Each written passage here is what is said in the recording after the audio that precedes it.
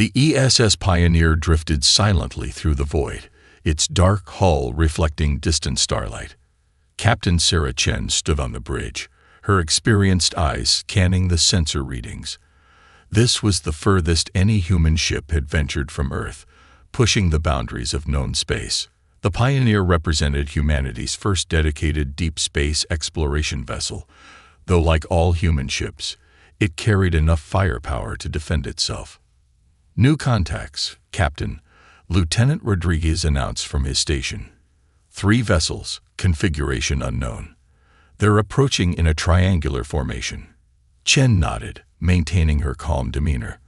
First contact protocols were clear, but humanity had learned the hard way never to assume peaceful intentions. Maintain course. Passive scans only. Let's not appear threatening, but keep our defense systems at ready status. The alien vessels drew closer, their hulls gleaming with an iridescent sheen that seemed to shift colors in the starlight. They were beautiful, organic-looking ships that appeared to have grown rather than been built. Their approach was precise, choreographed, clearly an advanced civilization. "They're scanning us," Rodriguez reported. "Multiple bands, very thorough. Wait, energy spike detected." Chen's training kicked in instantly. Defensive pattern delta. No aggressive actions, but show them we're ready. The Pioneer smoothly shifted position, its movement demonstrating both capability and restraint. The human vessel's design philosophy became apparent. While it appeared civilian, its hull contained multiple layers of advanced composite armor, and concealed weapon ports dotted its surface. A transmission arrived. Complex mathematical sequences that the ship's AI quickly decoded into basic communication protocols. The aliens identified themselves as the Concordiat, a coalition of spacefaring species. Their message was both greeting and warning.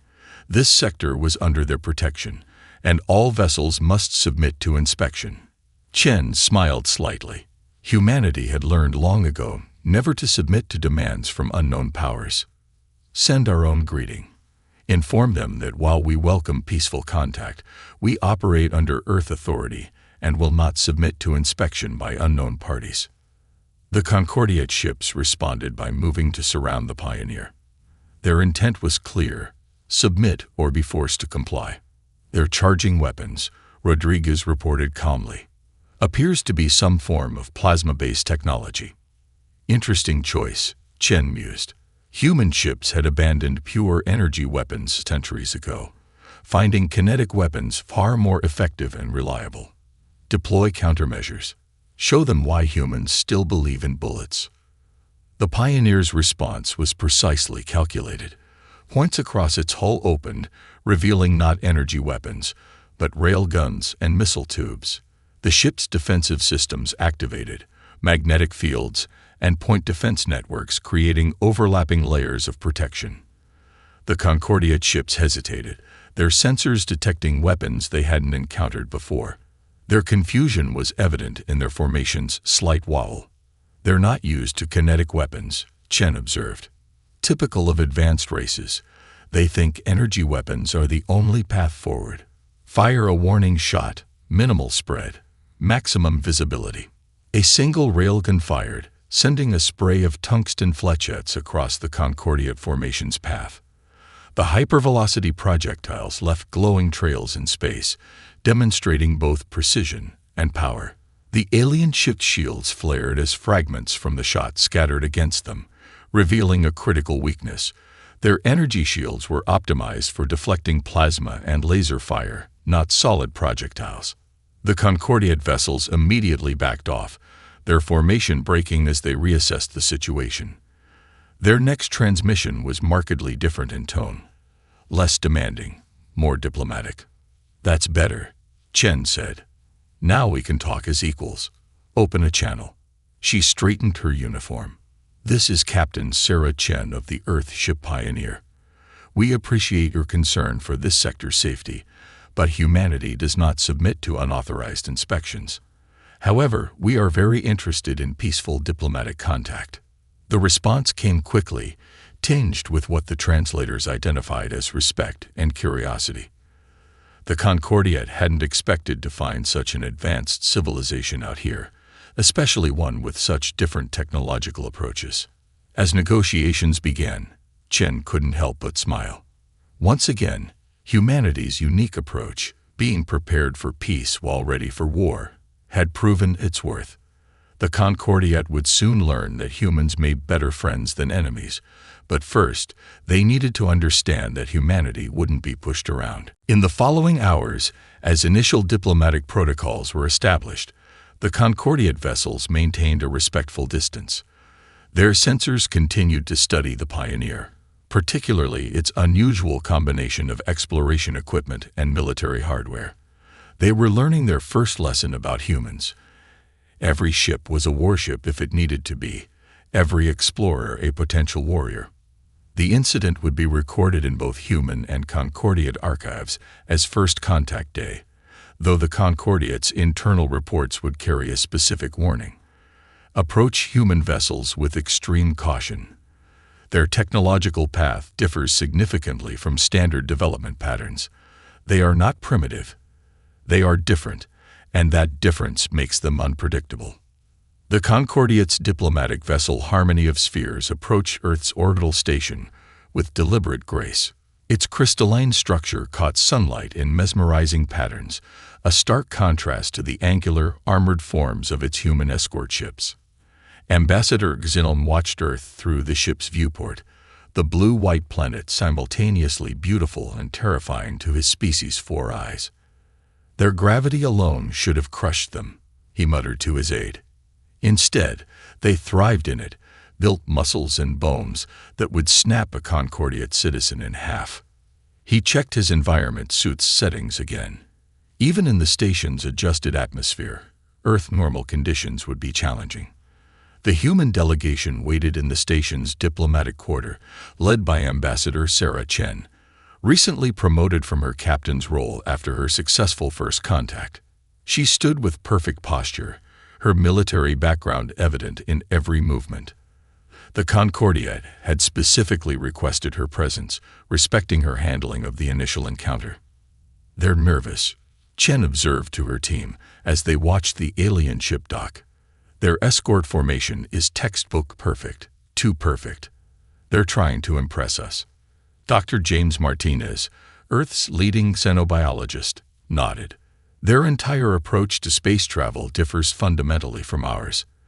They seek harmony, perfect alignment. We plan for chaos and adapt to it." The meeting began with elaborate ceremonies from both sides. The Concordiat representatives performed their traditional dance of peace, their environmental suits somehow making the movements more alien and beautiful. The humans responded with their own ceremony, a precision drill that demonstrated both discipline and restraint. "We come seeking understanding," Ambassador Xilm began, his translator converting his harmonic speech into clear English. "Our initial encounter with your vessel revealed capabilities we had not anticipated. The Concordiat wishes to establish peaceful relations, but we must understand your intentions in our space." Chen smiled diplomatically. "Our intentions are exploration and peaceful contact, Ambassador. However, we believe peace is best maintained through strength and preparedness. Humanity learned long ago that being unable to defend oneself invites aggression." The negotiations continued for hours. The Concordiat presented their standard membership protocols, technology sharing, trade agreements, and defense pacts. But they also included restrictions on military vessel movements and weapons development that made Chen's expression harden slightly. "These terms are problematic," she stated firmly. "Humanity will not accept limitations on our right to self-defense or exploration. We seek friendship, not submission." Meanwhile, in the station's observation deck, Dr. Martinez was having a fascinating discussion with the Concordiat's chief scientist. The alien was particularly interested in human ships' design philosophy. "Your vessels puzzle us," the scientist admitted. "They carry exploration equipment alongside weapons, scientific instruments next to armor plating. In our culture, these functions are strictly separated." Martinez laughed softly. "You should see our medical ships. They're some of the most heavily armed vessels in the fleet. We learned that helping others often means protecting them too. The scientist's translator took a moment to process this concept. Your species constantly prepares for conflict, yet you speak of peace. This seems contradictory. We prepare for reality. Martinez explained. Space is vast and unknown. Every human ship carries everything it might need: weapons, medical facilities, repair equipment. We assume things will go wrong and plan accordingly. It's why we survive. Back in the diplomatic chamber, the negotiations had reached a critical point. The Concordiate's proposed restrictions on human expansion had met firm resistance. Your species is young in space travel, Kyle argued. These restrictions are for your own protection. The galaxy is dangerous. Chen's response was measured but firm. With respect, Ambassador, humanity evolved on a world you would classify as a death world. We survived ice ages, predators, natural disasters, and our own wars. We don't need protection. We need allies who understand us. As if to emphasize her point, alarms suddenly blared throughout the station. A security officer rushed in. Ambassador, we've detected unauthorized ships entering the system. They're not responding to hails. The Concordiate delegation showed signs of distress, their environmental suits' color-changing surfaces flickering rapidly. But Chen remained calm, activating her command interface. This is why we prepare, she said simply. All ships, defensive positions, civilian vessels to designated safe zones.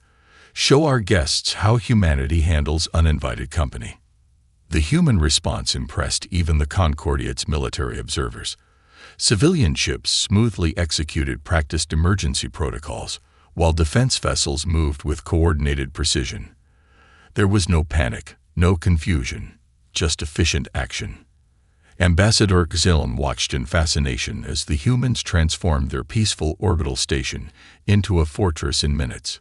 Hidden weapon ports opened, shield generators powered up, and civilian areas were quickly secured. Perhaps, he said quietly to his aide, we have been approaching these negotiations from the wrong perspective. We sought to protect them, but they've been surviving hostile environments since before they discovered fire. The intruding ships would soon learn what the Concordiate was beginning to understand. Humanity's preparation for war didn't contradict their desire for peace. It was precisely because they understood conflict so well that they valued peace so highly. As both human and Concordiate ships moved to confront the unknown threat, Chen turned to Ambassador Xilm. Shall we show you how humanity handles diplomatic negotiations when uninvited guests arrive? I think you'll find our methods educational. The unidentified vessels approaching Earth's orbital station revealed themselves to be Concordiate ships, but their movements were aggressive, their intentions clearly hostile. Ambassador Xilm's color-shifting suit turned a deep shade of distress as he recognized the markings. Separatists, he explained, his translator struggling to convey his alarm. A faction within our society that believes contact with new species weakens us. They must have followed us here. Captain Miguel Torres of the Earth Defense Force watched the tactical display with experienced eyes. The separatist ships were advancing in perfect geometric formations, beautiful, precise, and predictable. He smiled slightly. Perfect formations make perfect targets, he commented. Ambassador Chen, with your permission, we'll demonstrate how humans handle uninvited guests. The human response confused both the separatists and their own Concordiate allies. Instead of matching the attackers' elegant formations, Earth's defense ships scattered in seemingly chaotic patterns. Civilian vessels, instead of fleeing in panic, executed complex evasive maneuvers that looked random but somehow avoided every attack. What are they doing? One of Xilm's advisors asked, watching the tactical display in confusion. Their formations are completely irregular. There's no harmony, no proper structure. Chen smiled. We don't believe in perfect formations. They're predictable. Humanity learned long ago that survival often means embracing chaos rather than fighting it. The separatist ships launched their first attack, energy weapons lighting up space with brilliant beams. But the scattered human vessels proved difficult targets, their irregular movements making traditional targeting algorithms nearly useless. When the Separatists adjusted their tactics, they discovered another surprise. Multiple missile launches detected. The station's AI announced calmly, "Separatist vessels are deploying countermeasures." The human missiles didn't fly straight paths toward their targets. Instead, they curved and weaved, some deliberately missing only to loop back around. The Separatists' defenses, designed to track logical attack vectors, struggled to predict these seemingly erratic trajectories. "Your weapons are as chaotic as your formations," Exile observed, watching a missile perform an impossible corkscrew maneuver before striking its target. "We program them to think like us," Torres explained. "Unpredictable, adaptive, always looking for the unexpected approach. Our missiles don't just follow their targets. They hunt them." The station's defensive systems added to the Separatists' confusion. Instead of projecting energy shields in predictable spheres, the human defenses pulsed and shifted, creating overlapping zones of protection that seemed to anticipate enemy attacks before they happened. Dr. Martinez, watching from the science section, explained to his Concordiate counterpart, "We designed our defenses based on predator-prey relationships from Earth. Everything evolves, everything adapts. Static defenses are dead defenses." The Separatists' perfect formations began to break down as human tactics forced them to adapt. When they scattered, Earth's ships demonstrated another surprise. They could coordinate instantly, switching from chaos to perfect synchronization when needed.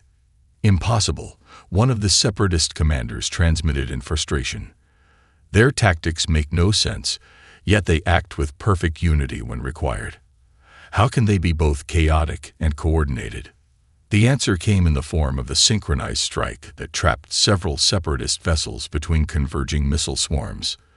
The human ships had turned their scattered positions into a carefully planned trap, proving that their chaos was more strategic than it appeared. But the Separatists had their own surprises. From their ships emerged smaller vessels, biomechanical constructs that moved with organic fluidity.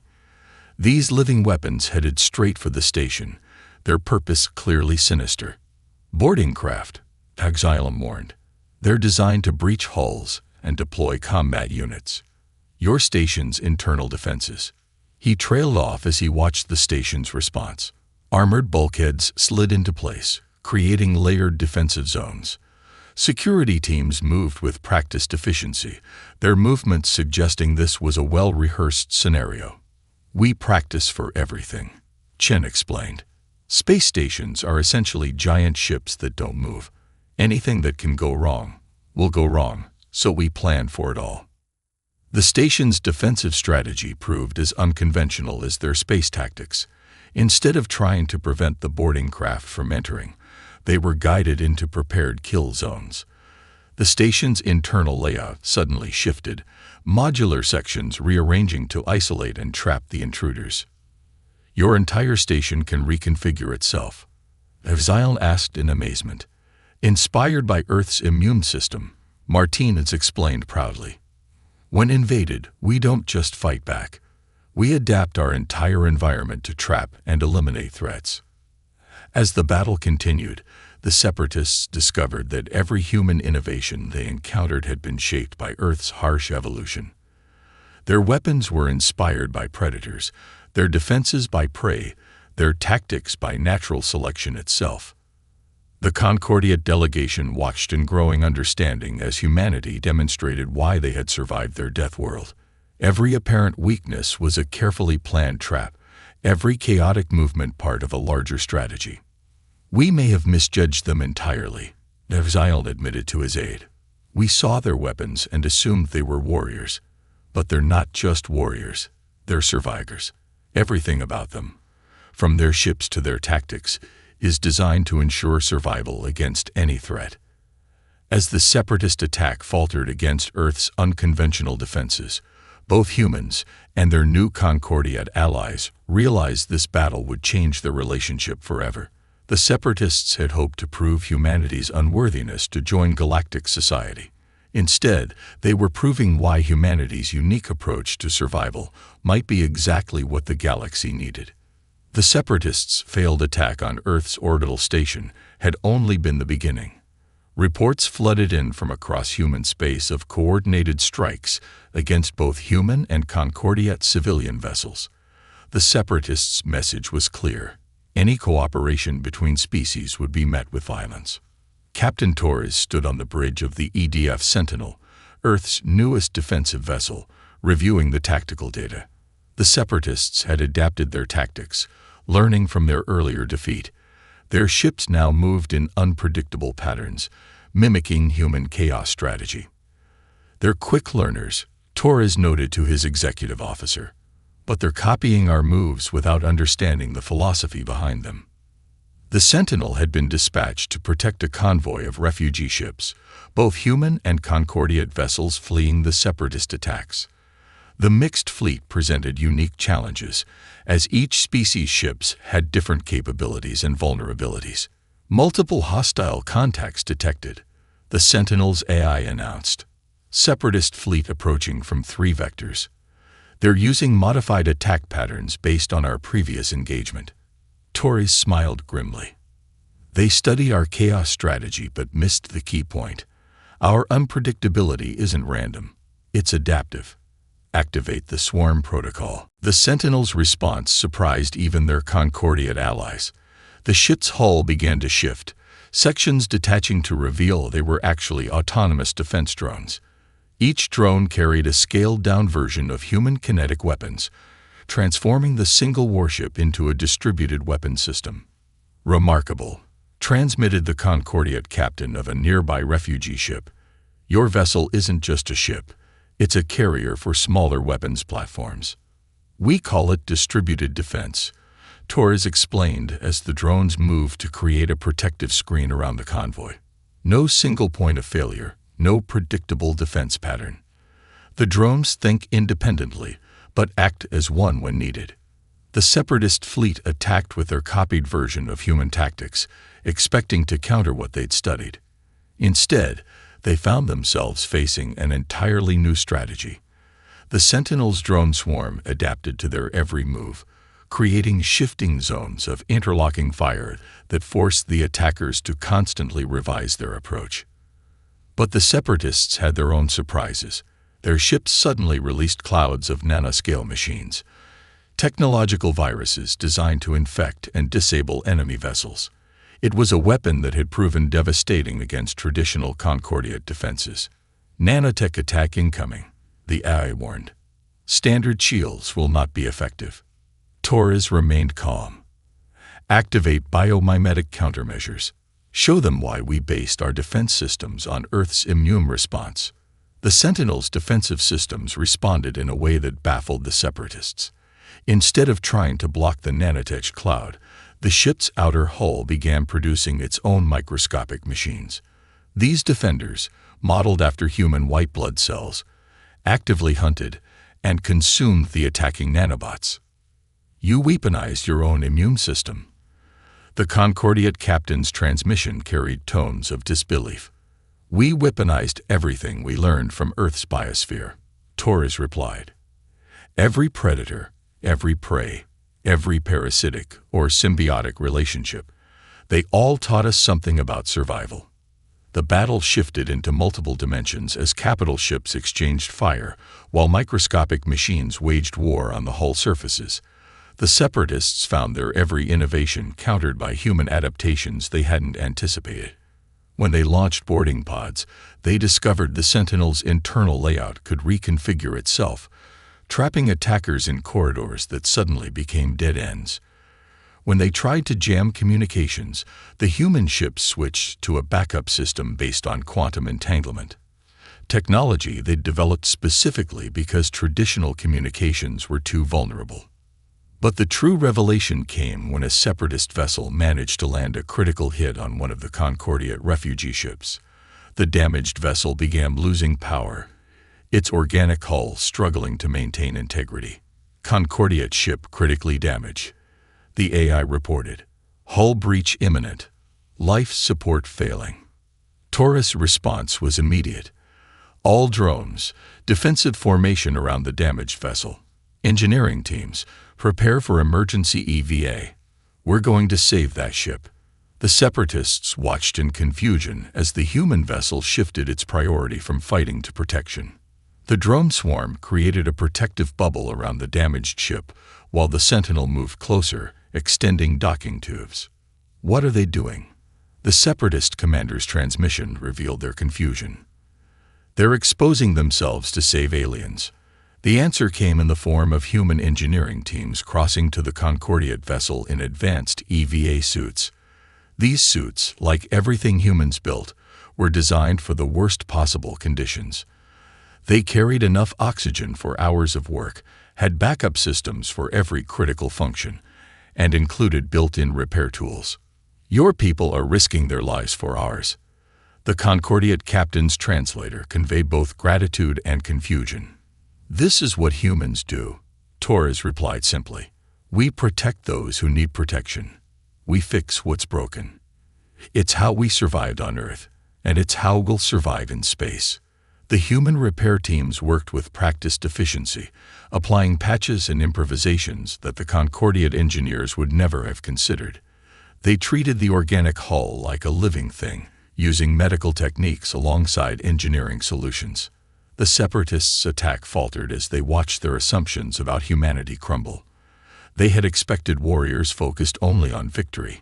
Instead, they found protectors willing to risk everything to save others, even aliens they barely knew. As the battle drew to a close, with the Separatist fleet retreating in disarray, both humans and Concordiate had learned vital lessons about each other. The humans had demonstrated that their mastery of warfare was matched by their commitment to preservation and protection. Torres watched the repair teams completing their work on the Concordiate vessel, a small smile on his face. Send word to the Separatists, he ordered. Tell them this is what humanity really is. We're not just warriors who learn to survive. We're survivors who learn to protect others.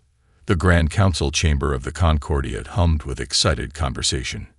Representatives from every member species gathered to discuss the recent events and their implications for galactic society. At the center of attention stood Ambassador Chen and Captain Torres, the first humans to address the full council. The chamber itself reflected the Concordiate's philosophy, organic architecture that grew from living crystal, forming perfect geometric patterns. But today, those patterns were disrupted by temporary modifications made to accommodate human physical requirements, a symbolic representation of how humanity was already changing their society. High Chancellor Varix, their crystalline form refracting light in complex patterns, called the session to order. We are here to discuss the recent conflict with the Separatist faction, and more importantly, our evaluation of humanity's place in galactic society. The massive display screens activated, showing footage from the various encounters with human ships. The Council watched again as human vessels transformed from exploration ships to battleships and back to rescue vessels, all while protecting both their own people and Concordiate refugees. Our initial assessment of humanity was fundamentally flawed, Ambassador Gagzilin admitted to the Assembly. We saw their weapons and assumed they were primitives focused on warfare. We saw their armored ships and thought them paranoid. We were wrong on all counts. Dr. Martinez, who had been invited to present his scientific findings, stepped forward. The key to understanding humanity lies not in our technology, but in our history. Earth shaped us in ways unique among spacefaring species. The display shifted to show Earth's biological and geological history, mass extinctions, ice ages, natural disasters, and the countless species that had evolved and adapted over millions of years. Your world, one council member's translator conveyed their horror. It tried to kill you countless times. And each time, we survived, Martinez explained. Not just survived. We learned. Every near-extinction event taught us something. We learned to adapt, to protect, to preserve. Our technology doesn't follow your development patterns because our evolution didn't follow standard patterns. The screen showed human ships again, but now the Council viewed them with new understanding. The thick armor wasn't primitive. It was practical protection against the unknown. The multiple backup systems weren't wasteful. They were essential redundancy learned from Earth's harsh lessons. But what truly sets humans apart, Chen added, isn't our technology or our tactics. It's our fundamental drive to protect others. We build our ships to survive because we know they might need to shield others. We master warfare not for conquest, but for defense. The separatist leader, now in custody, was permitted to address the council. Their methods make no sense. They fight like predators, but act like protectors. They build warships that become rescue vessels. Their chaos has patterns. Their patterns have chaos. Nothing about them follows natural law. Torres stepped forward, his voice calm but firm. That's where you're wrong. We follow the most fundamental natural law: adapt or die. But we added our own human principle: help others survive too. The council chamber fell silent as images played of human engineering teams risking their lives to save the Concordiate refugee ship. The footage showed them using medical techniques on the organic hull, treating the living ship with the same care they would show a wounded being. They understand organic technology better than we expected, a biotechnology specialist noted. They treated our ship's living systems as though they were healing a patient. Because to us, there's no fundamental difference, Martinez explained. Life is life, whether it evolved naturally or was engineered. If it can be hurt, it can be healed. If it can be broken, it can be fixed. This is what humanity brings to the galaxy, not just the will to survive, but the drive to help others survive too. Chancellor Varix rose, their crystalline form catching the light. We have made our decision. Humanity will not be restricted or contained as some suggested. Instead, we propose a new type of alliance. The chamber's displays showed a new class of ship, a design combining Concordiate organic technology with human practical protection systems. We will learn from each other. Human innovation and adaptability merged with Concordiate harmony and advancement. There's an Earth saying, Chen offered, that the strongest steel is forged in the hottest fire. Humanity was forged in Earth's harsh crucible, but we emerged not just strong, but compassionate. Not just survivors, but protectors. The Council's vote was unanimous. Humanity would join the Concordiate not as junior members to be guided, but as full partners bringing vital new perspectives to galactic civilization. As the session concluded, Ziln approached the human delegation.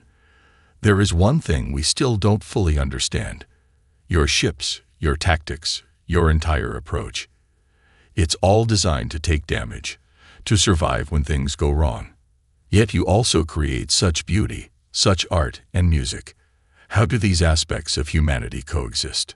Chen smiled, touching the ancient piano key she wore as a pendant, a family heirloom from Earth.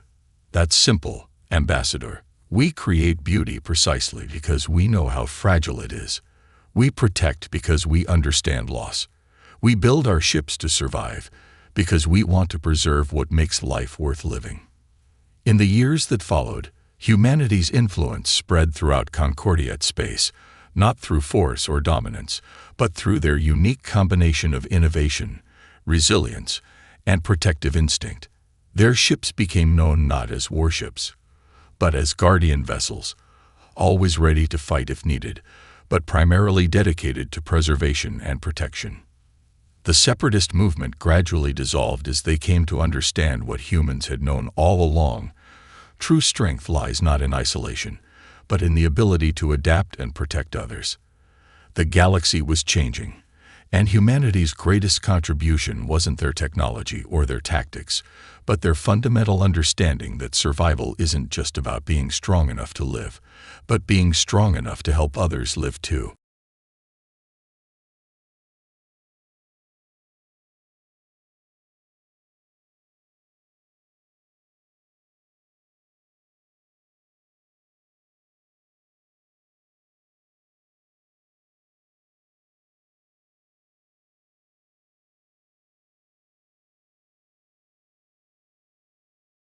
Awakening the Forge. The sky above Earth burned with alien fire. Admiral Sarah Chen watched from her command bunker as the Dracarian Empire's warships methodically destroyed humanity's orbital defenses, one by one. The invaders had come without warning, without mercy, and with technology that made Earth's most advanced weapons look like children's toys. "Admiral, we've lost contact with Defense Platform 7, Lieutenant Harris reported, his voice tight with barely contained fear. "That's the last of our orbital defenses." Sarah clenched her fists, her nails digging into her palms. 3 months. That's all it had taken for the Dracarian Empire to push humanity to the brink of extinction. Their energy weapons cut through steel like butter, their shields absorbed nuclear strikes without even flickering, and their ships numbered in the thousands. "Ma'am, incoming transmission from the President," Harris called out. The holographic display flickered to life, showing President Ameri's tired face. "Admiral Chen, I'm authorizing Protocol Omega. You know what to do." Sarah's heart skipped a beat. Protocol Omega, humanity's last desperate gamble. "Understood, Mr. President. We'll begin immediately." As the connection closed, Sarah turned to her team. "Pack it up, people. We're going to Mars." The journey to Mars took 2 days using the last remaining stealth ship in Earth's fleet. Sarah spent the time reviewing the classified files about what they were searching for, an archaeological discovery made 50 years ago, but kept secret from the public. Ancient ruins buried deep beneath the Martian surface, predating human civilization by millions of years. "We're approaching the Tharsis region," the pilot announced as they descended through the thin Martian atmosphere. Sarah peered out the viewport at the rust-colored landscape below. Somewhere down there lay humanity's last hope, if the legends were true. The entrance to the underground facility was exactly where the files had indicated, a massive door carved into the side of Olympus Mons. As their team approached, Sarah noticed strange symbols etched into the metal surface. These markings, Dr. Elena Vasquez, their xenorchaeologist, traced the symbols with her gloved hand. "They're not like anything I've seen before." "Can you read them?" Sarah asked. Elena shook her head. "No, but look at this." She pointed to a small panel beside the door. "It's designed for human hands." Sarah stepped forward and placed her palm on the panel. For a moment, nothing happened. Then, with a deep rumble that shook the ground beneath their feet, the massive door began to open. Cool air rushed out, carrying with it the scent of ozone and something metallic. The team's lights revealed a vast chamber stretching into darkness. "Welcome, descendants," a voice echoed through the chamber, speaking perfect English. "I have waited long for your arrival." Sarah drew her weapon instinctively. "Identify yourself."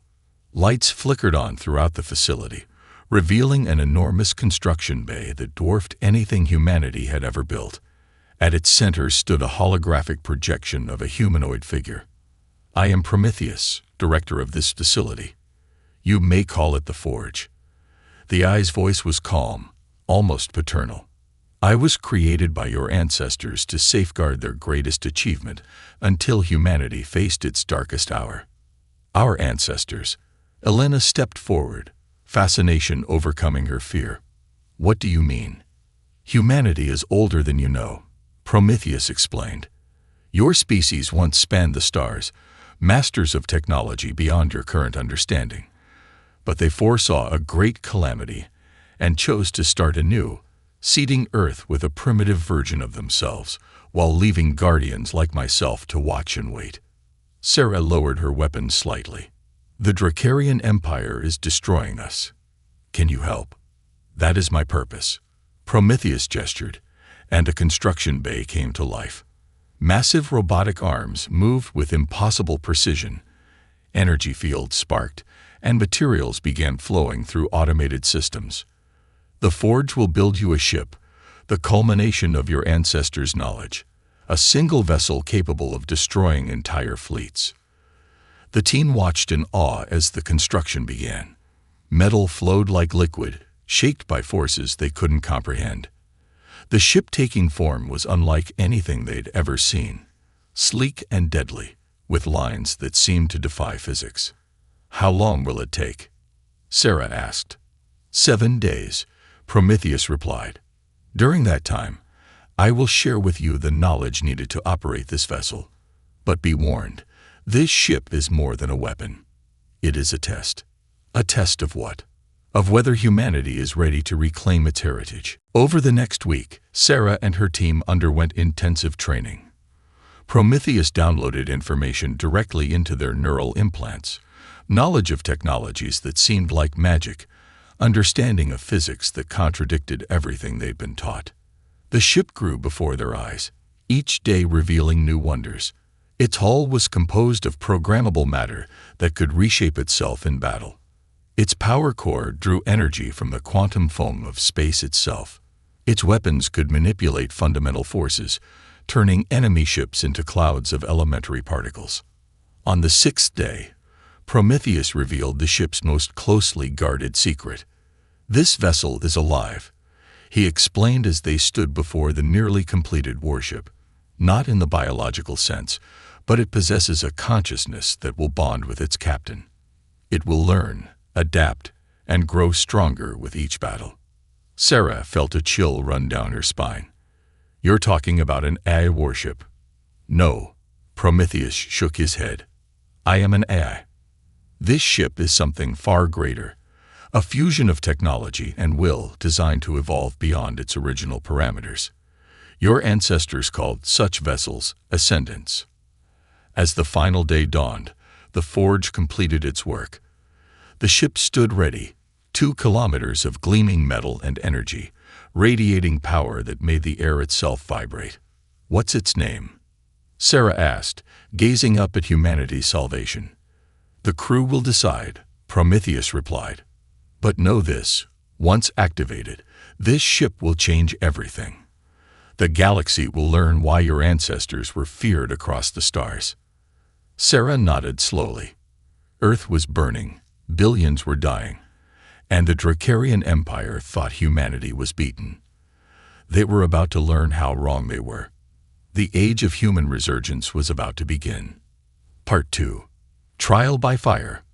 Captain Marcus Vale stood on the bridge of humanity's last hope, his hands gripping the command console as the ship awaited its name. The vessel hummed with barely contained power, its systems coming online one by one like a great beast awakening from slumber. "The crew has voted," Admiral Chen announced from her position at the tactical station. "By unanimous decision, this ship shall be called Retribution." As if responding to its christening, the ship's consciousness stirred. Marcus felt it brush against his mind. Not invasive, but curious, like a child meeting its parent for the first time. "Hello, Retribution," he whispered, and the ship pulsed with what felt like recognition. Prometheus appeared on the main view screen, his holographic form flickering slightly. "The bonding is complete. Captain Vale, Retribution has accepted you. Remember, this ship learns from every encounter. Its potential is limited only by your imagination." "Sir, we're receiving emergency transmissions from Earth," Communications Officer Lisa Park reported. "The Dracarian fleet is beginning orbital bombardment. Major cities are. They're gone, sir." Marcus closed his eyes briefly, then opened them with steel determination. "Helm, set course for Earth. Maximum speed." "Aye, Captain," responded Lieutenant Jim Rodriguez at the helm, initiating quantum slip drive. The universe twisted around them as Retribution engaged its primary drive system. Stars became streaks of light, space itself bending to the ship's will. In moments, they crossed the distance that would have taken conventional ships weeks, dropping out of quantum slip in 3, 2, 1. Reality snapped back into focus, revealing Earth surrounded by the massive Dracarian armada. Hundreds of ships, each one a kilometer-long testament to alien engineering, rained destruction upon humanity's homeworld. "Tactical analysis," Marcus ordered. 347 enemy vessels detected, Admiral Chen reported. "They're using focused plasma beams for bombardment. Our shields should hold, but—" "Captain, we're being hailed," Park interrupted. The view screen changed to show a reptilian face with golden scales and 4 eyes arranged in a diamond pattern. Unknown vessel, this is Supreme Commander Vexthor of the Dracarian Empire. Surrender immediately or be destroyed. Marcus stood tall. This is Captain Marcus Vale of the Earth Ship Retribution. You have one chance to cease your attack and withdraw from our system. The alien commander laughed, a sound like grinding stones. One ship against the might of the Dracarian Empire. Your species' arrogance is amusing. All ships, destroy the intruder. Battle stations. Marcus commanded. Retribution. Show them what you can do. The Dracarian ships opened fire, hundreds of plasma beams converging on Retribution's position. But the ship was no longer there. Moving with impossible speed, it danced between the energy blasts, its programmable matter hull shifting to present minimal target profiles. Returning fire. Admiral Chen announced. Retribution's weapons were unlike anything the galaxy had seen in millennia. Primary cannons fired concentrated beams of exotic particles that ignored conventional shields. Secondary batteries launched swarms of quantum torpedoes that phased through armor before detonating inside enemy ships. Their shields are failing, Chen reported with amazement. Multiple enemy vessels destroyed. But the Dracarians adapted quickly. Their formation shifted, ships linking their shields to create overlapping fields of protection. Vexthor's voice came through again. Impressive, but futile. You cannot defeat us all. Marcus felt Retribution's consciousness touch his mind again, showing him possibilities. Do it, he whispered. The ship's hull reconfigured, forming massive arrays that channeled energy from its quantum core. Space itself began to warp around them.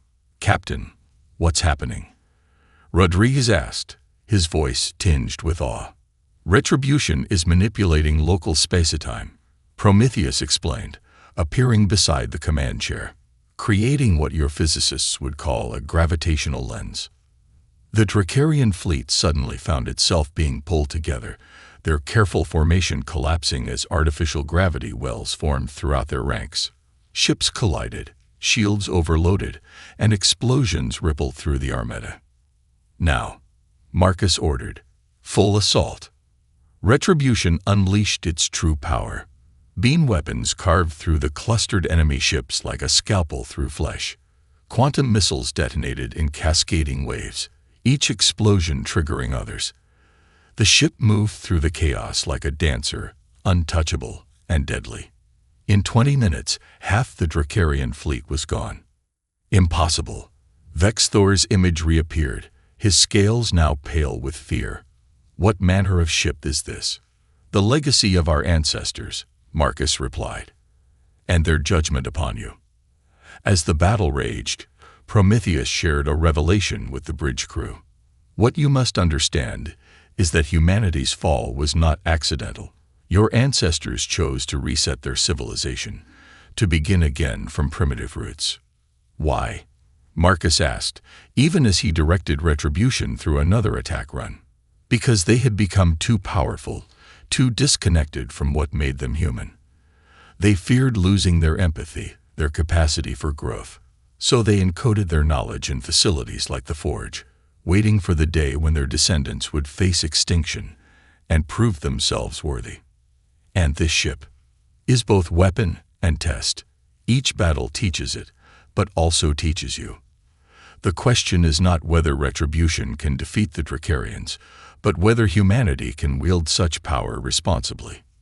The remaining Dracarian ships regrouped, forming a tight defensive sphere around Vexthor's flagship.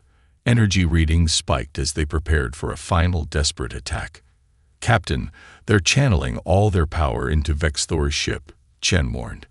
Energy levels are off the scale. Marcus felt Retribution's consciousness merge deeper with his own, showing him the solution. Everyone, hold on. We're going to try something new. The ship's hull flowed like liquid mercury, forming a perfect sphere. Energy built within its core, reality itself beginning to distort around them. They're firing, Chen shouted. A beam of pure destruction lanced out from the Dracarian flagship, powerful enough to crack a moon. It struck Retribution's spherical form and vanished. Where did it go? Rodriguez asked in confusion. Marcus smiled grimly. Retribution absorbed it. And now, the ship unfolded like a flower, its reformed weapons arrays glowing with stolen power. A single beam shot forth, not of destruction, but of transformation. It struck the Dracarian flagship, and something impossible happened. The enemy vessel began to change. Metal became crystal, energy became light, and in moments, Vexthor's ship was transformed into a glittering sculpture of impossible beauty. Frozen in space, the remaining Dracarian ships broke formation, fleeing in terror. "Let them go," Marcus ordered. "They'll spread the word." As Retribution moved into orbit around Earth, beginning the work of defending against further bombardment, Marcus realized the truth of Prometheus's words. This ship wasn't just a weapon. It was a chance for humanity to prove it could handle the responsibility of its ancestors' power. The first battle was won, but the real test was just beginning. Humanity's finest hour. 3 months after the Battle of Earth, Captain Marcus Vale stood on Retribution's observation deck, watching the Dracarian Grand Fleet emerge from hyperspace. 1,000 ships, the largest armada ever assembled, had come to avenge their humiliation. They brought everything. Admiral Chen said quietly beside him, "Our intelligence reports were accurate." Marcus nodded. "Good.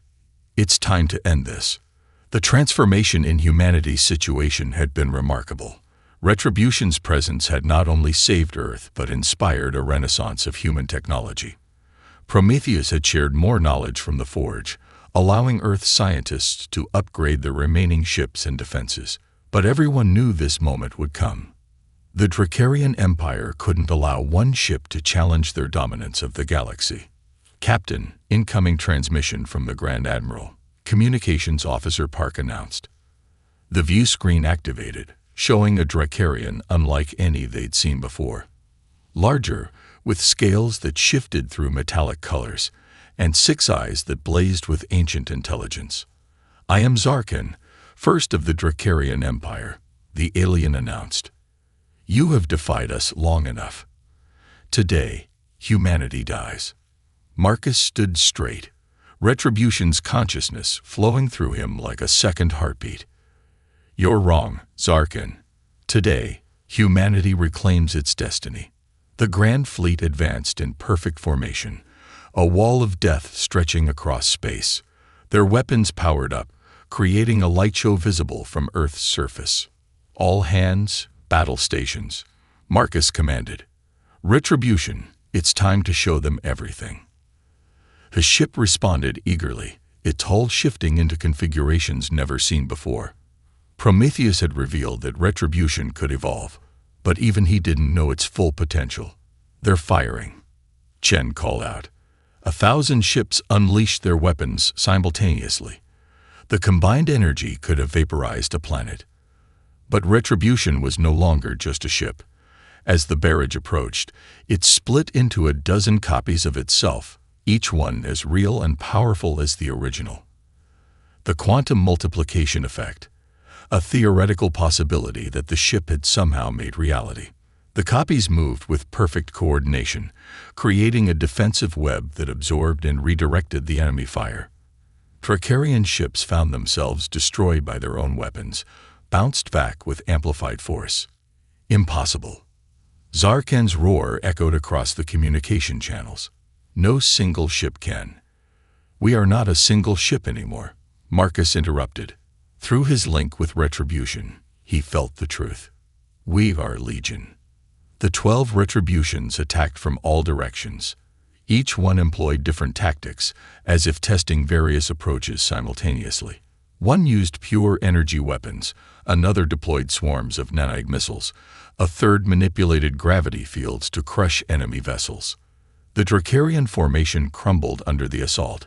Ships collided in the chaos, their coordinated defense becoming a liability as Retribution's copies exploited every weakness. But Zarkan wasn't finished. His flagship, 3 times the size of any other vessel, began to transform. Armor plates shifted, revealing weapon systems that pulsed with dark energy. "Behold the world killer," Zarkin declared. "The weapon that ended your ancestors' empire." A beam of absolute darkness shot from the flagship, striking one of Retribution's copies. The duplicate ship simply ceased to exist, erased from reality. "Captain, that weapon." Chen's voice trembled.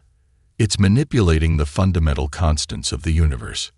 Marcus felt Retribution's consciousness recoil in recognition. Memories flooded through their link. Ancient battles, the fall of humanity's first empire, the reason for the Great Reset.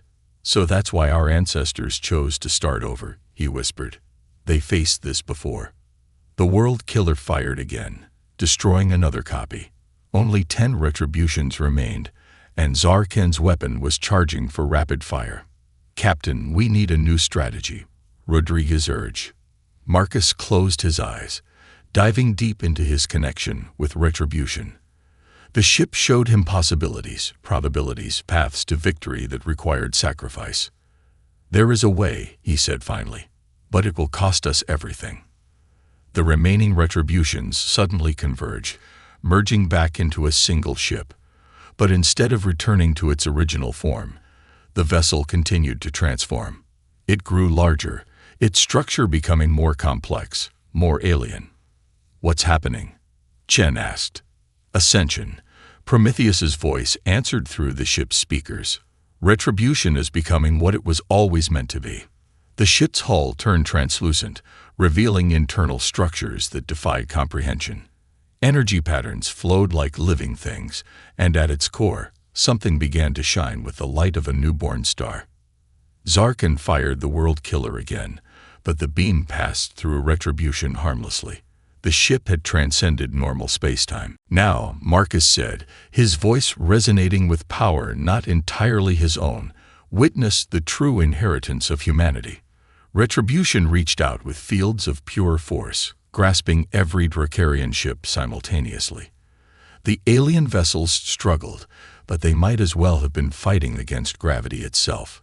"You sought to destroy us," Marcus continued, his consciousness now fully merged with Retribution.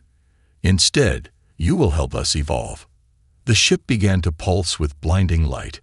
Each pulse washed over the Dracarian fleet, and with each wave, something changed.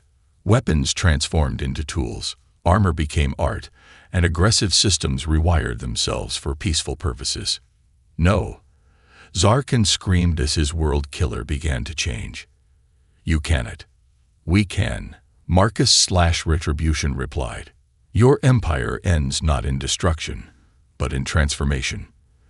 The final pulse erupted from Retribution like a supernova. When the light faded, the Dracarian Grand Fleet remained, but changed beyond recognition.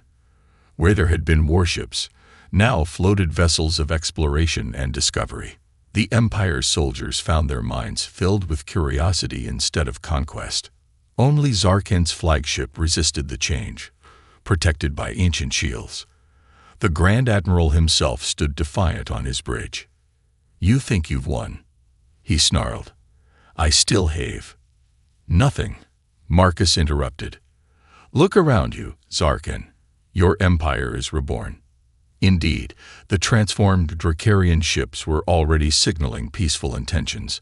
Centuries of aggressive conditioning have been overwritten by Retribution's transcendent power. Zarkin's scales dulled as he realized the truth.